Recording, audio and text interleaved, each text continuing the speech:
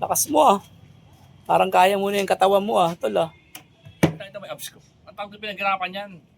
Ano, abs mo na yan, kala mo ano eh. Ano, parang ang dami mong bulate eh. Ano lang sa kotse ko? Ano kang maayos to? Eh, yung kotse mo kasi tol, magkano binigay mo? 2022 ko pa dinala to rito. Oo nga, eh, problema kasi binigay mo 200 piso. Paano magagawin yung kotse mo? Magkasya mo muna mo muna. Ay ko, ano ba yan? Eh. Sa'yo na yan, atake mo na yan. Ayoko, alam mo, totoo lang. 2022. Unang kotse ko to. 200 yung binigay mo, tapos mga away ka pa. Basta sagi ka rin, no? Nasagi lang ng ganito. Igagano ko. 2025 na naman. Oo, sa'yo, junk shop mo na yung ano mo tol. Tanggalin mo na yan kasi pag ako nasar sa'yo, baka ipalo ko sa ulo mo yan eh.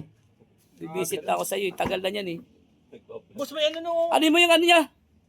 Yung kotse niya, ano mo na, ilabas mo na yan. Tinubuhan ng kamote oh. Ano ba naman yan, boss? Hindi, nilagyan na namin ng ano yan, ng gulay sa loob para ano. May mapala kami sa sakyan mo, inanuan namin ng magulay, pinatubuhan na namin. Mali ako ng pinagdala ng sakyan ko rito ah. Alam mo guys, ito si Calvo. Yung kotse niya na yan, ang tagal na niyan. Ang problema, nagbigay 500, tapos ngayon magagalit, pupuntahan ako rito. Di ba guys, sino kayo mali sa amin?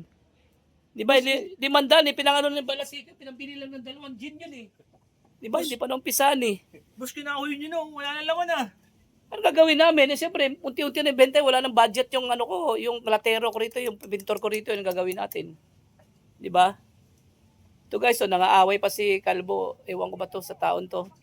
Alam mo, ang daming pera nito. Ang problema rito sa pera niya, saan mo dinadala yung pera mo? Bibidyo pa, wala naman natin dito. Ayan lakas ng loob, di ba? Guys, sino kayo mali sa amin guys? Di ba?